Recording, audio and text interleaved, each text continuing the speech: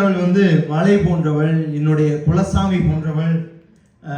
அது மட்டும் இல்லாம உலகையே காக்க பிறந்த பூலான் தேவி அவள் அப்படின்னு சொல்லி பெண்ணினுடைய பெருமைகளை எல்லாம் பாடல்கள் எவ்வாறு பெருமைப்படுத்துகிறது அப்படின்னு சொல்லி ஆணித்தரமா தன்னுடைய அனுபவத்தின் மூலமாக நமக்கு சொல்லிட்டு போயிருக்காங்க.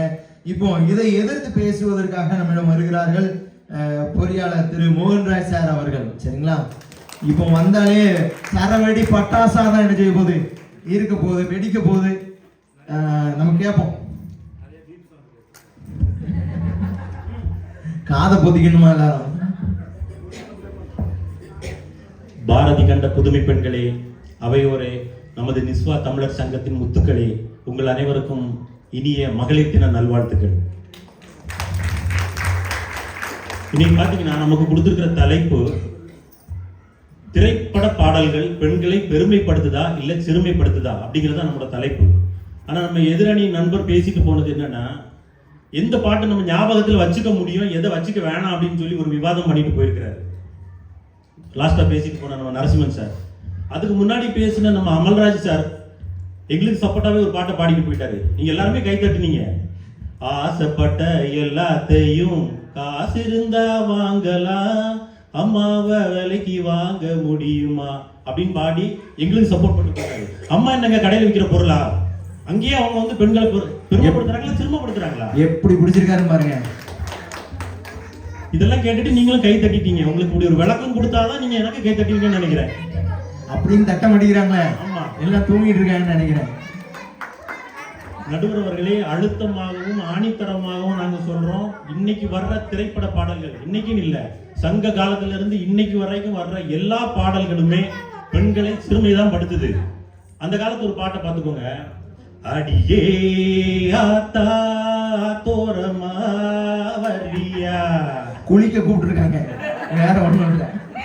நாம் பார்த்தா பார்க்காமலே போறியா, முன்னாடி ஃபுல்லா ஆத்து பக்கம் தான் போய் குளிச்சுட்டு வராங்க, வேற ஒண்ணும் இல்லையா.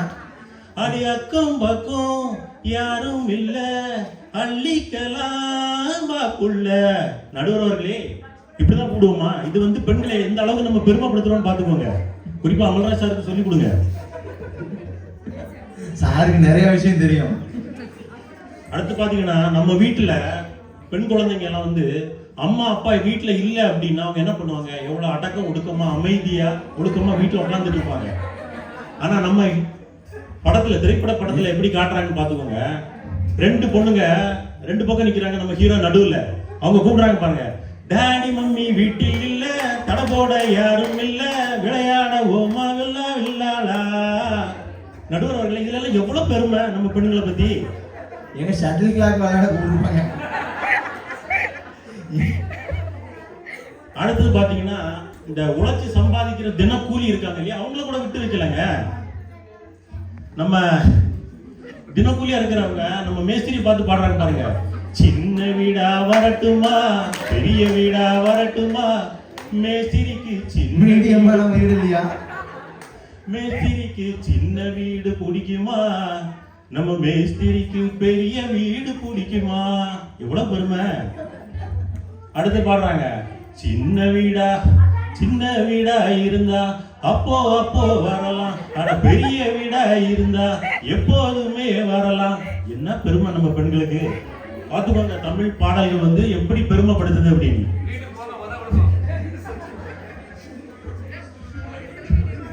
அடுத்தது நம்ம இதுக்கு முன்னாடி பேசின நம்ம பேச்சாளர் சொன்னாங்க, சங்க காலத்துல இருந்து பெண்கள் எல்லாம் எப்படி கூப்பிடுறாங்க அப்படின்னு சொல்லி. பெண்களை வந்து பேதை, பெதும்பை, மங்கை, மடந்தை, அறிவை, தெரிவை, பேரிளம் பெண் இப்படி எல்லாம் கூப்பிட்டாங்க. ஆனா நம்ம திரைப்பட பாடல்கள் அதுக்குள்ள மரியாதை இருக்குதா, அதை பெருமைப்படுத்துதா, அதுதான் நம்மளோட டாபிக். இப்படி எல்லாம் கூப்பிட்ட பெண்ணுங்களை நம்ம திரைப்பட பாடல்கள் எப்படி கூப்பிட்டு பாருங்க. வாடி வாடி நாட்டுக்கட்ட வசமா வந்து மாட்டிக்கிட்ட, ஆஹா கன்னி பொண்ணு கம்மந்தட்ட, கால வருதே மல்லுக்கட்ட, நீதானே கண்ணுக்குள்ள கத்தி வச்சு நீதானே. எதுகை மூளைக்காக இதை பயன்படுத்திருப்பாங்கன்னு நினைக்கிறேன். நடுவர் அவர்களே, நீங்க பாத்துக்கோங்க, இந்த பாட்டெல்லாம் வந்து எவ்வளவு பெருமையா கூப்பிடுறாங்கன்னு சொல்லி. இதுல நீங்க முடிவு பண்ணிக்கலாம், திரைப்பட பாடல்கள் பெண்களை சிறுமைதான் படுத்துது அப்படின்னு சொல்லி. அடுத்து பாத்துக்கோங்க, நம்ம ஊர்ல இது நம்ம தமிழ் கலாச்சாரத்திலே இல்லாத ஒரு பழக்கம். எந்த மாமாவாவது தன்னோட மருமகன்கிட்ட போய் என்னோட பெரிய பொண்ணு நல்லா இருக்கா இல்ல சின்ன பொண்ணு நல்லா இருக்கான்னு கேட்டிருக்காங்களா? எங்க மாமா கேட்டது இல்ல. நடுவர் உங்க மாமா எப்படின்னு எனக்கு தெரியல. மாமாவே இல்ல. மாமனார் வந்து மருமகிட்ட கேட்கிறப்பல, சின்ன பொண்ணு நல்லா இருக்கா பெரிய பொண்ணு நல்லா இருக்கா சொல்லுங்க மருமகனே. அதுக்கு நம்ம பதில் சொல்றாரு நம்ம மருமகன், சின்ன பொண்ணு வேணாம் மாமா. நான் கட்டின வீட்டுல ஒரே பொண்ணு தாங்க. நீங்க எஸ்கேப் ஆயிட்டீங்க நடுவர்களே. சின்ன பொண்ணு வேணாம் மாமா பெரிய பொண்ணு வேணாம் மாமா, அத்தை மட்டும் போதும் மாமா, ஏமாக்கு மாமா மத்ததெல்லாம் சொத்த மாமா. அதெல்லாம் சமைச்சு போடுவாங்க. ஆமா நடுவர்களே. மீன் குழம்பு நண்டு குழம்புலாம் சாப்பிடணுமா வேண்டாமா? இதுல நீங்க நோட் பண்ண வேண்டிய பாயிண்ட் வந்து மத்ததெல்லாம் சொத்த மாமா. அந்த சொத்தை அவங்க யார சொல்றாங்கன்னு நல்லா புரிஞ்சுக்கோங்க நடுவர்களே. அத்தை மகளெல்லாம். அடுத்து பாத்தீங்கன்னா நம்ம சினிமா பாடல் வந்து ஒரு புதிய ஆராய்ச்சி பண்ணி கண்டுபிடிச்சிருக்காங்க. கல்யாணம் தான் கட்டிக்கிட்டு ஓடி போலாமா இல்ல ஓடி போய் கல்யாணம் தான் கட்டிக்கலாமா? அவங்கள விட நீங்க நல்லா ஆராய்ச்சி பண்ணிருக்கீங்க. தாலியத்தான் கட்டிக்கிட்டு பெத்துக்கலாமா இல்ல புள்ள குட்டி பெத்துக்கிட்டு கட்டிக்கலாமா? அந்த பாட்டுல ஆடுனவங்க இப்ப அப்படித்தான் இருக்காங்கன்னு நினைக்கிறேன். யாரும் ரசிகர்கள் இருந்தா வருத்தப்படுறாங்க. சும்மா சிரிப்புக்காக சொன்னது மட்டும்தான். இந்த காதல வாங்கி அந்த காதல விட்டுருங்க. நடுவர்களே, ஏற்கனவே வந்து ஒருத்தர் வந்து ஆத்தோரம் கூப்பிட்டாரு. அடுத்தவர் என்ன பண்றாரு பாருங்க. இப்ப இருக்கிற பாட்டுல, ஒத்த ரூபாயும் தாரேன் ஒரு உனப்பட்டும் தாரேன், ஒத்துக்கிட்டு வாடி நம்மோட பக்கம் போலாம், 10 ரூபாயும் தாரேன் ஒரு பதிக்க சங்கிலி தாரேன், பச்சை கிளி வாடி மெல்ல படப்பு பக்கம் போலாம். எதுக்கு? பெண்களை பெருமைப்படுத்திருக்கா? படப்பு முனையுடைய வேலை பார்க்க கூட்டிருப்பாங்க. நடுவர்களே, அந்த காலம் முதல் இந்த காலம் வரை எல்லா படத்துல வர்ற மினிமம் பாத்தீங்கன்னா ஒரு பாட்டாவது பெண்களை சிறுமைப்படுத்துற மாதிரி தான் இருக்கும். பெருமைப்படுத்துற மாதிரி ஒரு சில பாட்டுகள் இருக்கு, நாங்க இல்லைன்னு சொல்லல. அதுக்காக டோட்டலா ஓவராலா நீங்க பாத்தீங்க அப்படின்னா எல்லா பாடல்களுமே பெண்களை சிறுமை தான் படுத்துது. ஒரு சில பாடல்லாம் வந்து இப்ப நான் பாட ஆரம்பிச்சேன்னா நடுவர் உட்காந்து பீப் போட்டுட்டே இருக்கணும். ஓகேங்களா? எப்படி எப்படி சக்கரவள்ளி கிழங்கு மாமா எப்படி, ஓகேங்களா? இந்த நிறைய பாட்டு இருக்கு. அந்த காலத்துல இருந்து இந்த காலம் வரைக்கும் இருக்கு இந்த மாதிரி பாட்டுகள்லாம். அதெல்லாம் பாட ஆரம்பிச்சோம்னா நம்ம எதிரணியினர் வந்து இப்பவே கிளம்பி போயிடுவாங்க. அதுக்கு டைமும் இல்லை.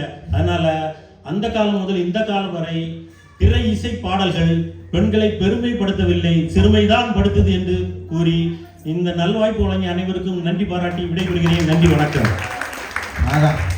நல்ல அருமையா சரவடியா பேசி முடித்த பொறியாளர் திரு மோகன்ராஜ் சார் அவர்களுக்கு மிகுந்த நன்றிகள். இப்போ கிட்டத்தட்ட நம்முடைய பாட்டு மன்றம்